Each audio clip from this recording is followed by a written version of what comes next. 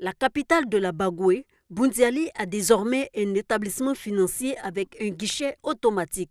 Situé au quartier Nabanga, sa mise en service officielle est effectuée par la maire de Boundiali, Mariatou Kone, par ailleurs ministre de la Solidarité, de la Cohésion sociale et de la lutte contre la pauvreté. Cet espace libre-service vient combler un manque dans la localité et renforcer les activités économiques dans la ville. Bien avant l'arrivée de cette agence, nous partions de longue distance pour aller jusqu'à Korogo pour pouvoir faire nos opérations. Avec l'arrivée de cette agence, ça nous raccourcit le chemin et vivement une agence au grand complet.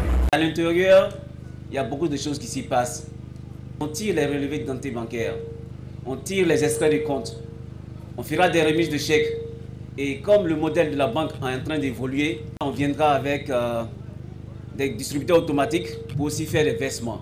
L'ouverture de cet espace libre-service à Boundiali est le fruit de la collaboration entre une structure financière et la municipalité. L'une de mes ambitions en venant à la tête de la commune de Boundiali est d'arriver à une adéquation entre les besoins des populations, le statut de la ville et la qualité des infrastructures offertes. Convaincu que l'inclusion financière est un facteur important pour l'amélioration de l'environnement des affaires, pour l'amélioration des conditions de travail et de vie des habitants de la cité, il était indispensable d'accroître l'offre dans le domaine des services bancaires. L'ouverture de ce guichet annonce ou précède l'installation d'une agence, ce qui ne sera possible qu'à partir d'un millier de comptes selon les responsables en charge de la gestion de ces structures. En attendant, les ouvertures de comptes se feront toutes les semaines à partir d'un camion mobile sous la supervision de l'agence de Korogo.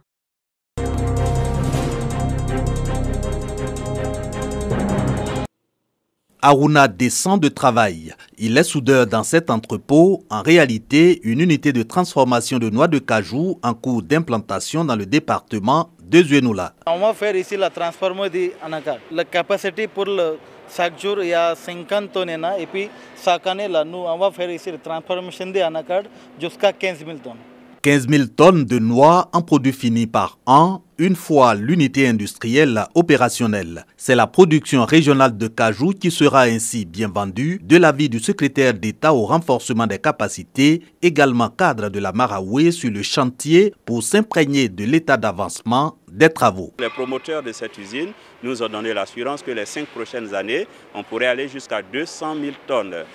C'est une très bonne nouvelle pour l'économie de la région que l'ensemble des paysans du département de Zouénoula et de la région sachent que leurs efforts désormais ne seront pas vains parce que le prix est garanti et puis la transformation également est garantie. Encore 3 mois pour que l'unité de transformation entre en activité. 500 jeunes y seront employés. Sur le site déjà, travaillent sans autre, y compris Aruna. Je gagne au moins minimum de 5 000 par jour. Depuis 7 mois maintenant que je suis à la structure. Pour le moins, il me sent pas nuit. Parce que le salaire qu'il reçoit, en tout cas, vraiment, ça va.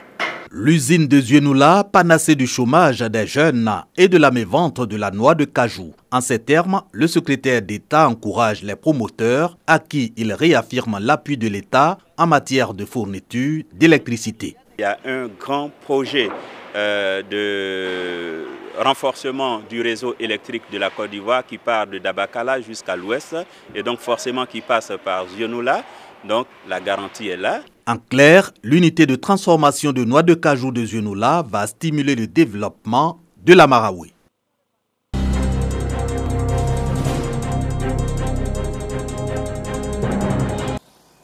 En Côte d'Ivoire, la loi autorise un enfant à travailler à partir de 14 ans, mais à certaines conditions.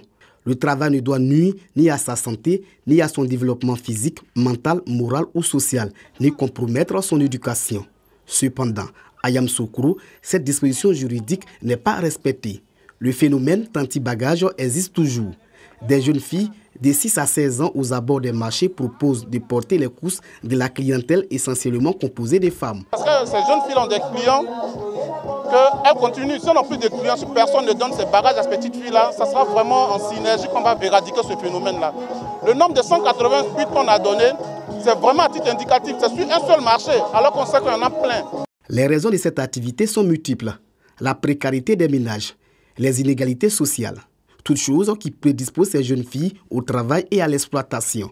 Pour mettre fin à cette pratique, l'ONG SOS Village d'enfants a initié une campagne de sensibilisation à Yamoussoukro. Les parents de ces enfants doivent comprendre qu'exploiter un enfant de quelque manière que ce soit est interdit sur ce territoire ivoirien.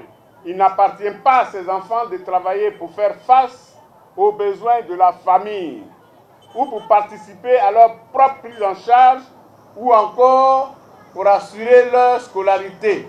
SOS Village d'enfants est une organisation non gouvernementale de développement social présente en Côte d'Ivoire depuis 1971. Elle offre aux enfants orphelins, abandonnés et autres cas sociaux une maison, une famille et une éducation afin de faire d'eux des adultes autonomes.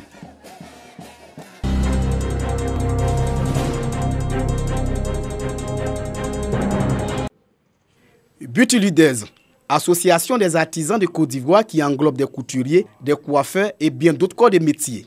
Les artisans de la région de Beké sont venus nombreux pour participer au lancement des activités de cette organisation. Le président de l'association a profité de cette rencontre pour inviter ses collaborateurs à se faire enregistrer dans le registre de la Chambre nationale des métiers pour plusieurs avantages. Aujourd'hui, l'État de Côte d'Ivoire fait beaucoup pour les artisans, mais ça n'arrive nulle part parce que nous ne sommes pas conscients des réalités qui se présentent à nous.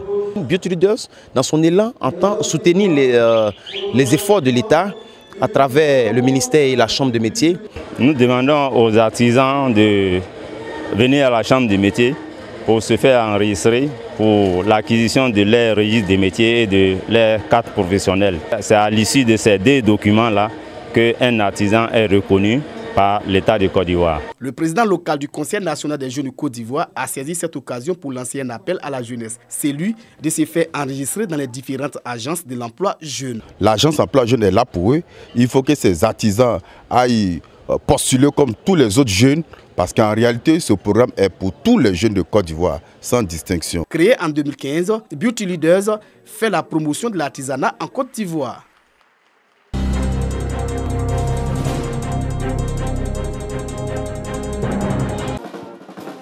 À Dabouyo, dans le département de Guéyo, la Journée internationale de la femme est mise à profit pour une sécurisation des ressources financières des femmes de cette localité. Réunies en association villageoise d'épargne et de crédit, elles pourront désormais bénéficier de prêts pour le financement de leurs activités. Elles n'avaient pas l'opportunité d'avoir des crédits, l'opportunité également d'aller dans une banque et ouvrir un compte ou épargner. Mais aujourd'hui, avec la bancarisation, la femme rurale peut épargner ou ouvrir un compte à son nom, épargner ou alors prendre un crédit qui va lui permettre de renforcer ses activités génératrices de revenus, ce qui lui était impossible quand il n'y avait pas de banque. Pour être plus avantageux pour ses membres, nous avons créé une relation entre ces groupements et les institutions financières. Pour permettre à ce que ces femmes et ces jeunes-là aient des prêts financiers à un taux de 8% l'année, ce qui n'est pas le cas parce qu'avec les autres organisations, nous avons un taux de 20%.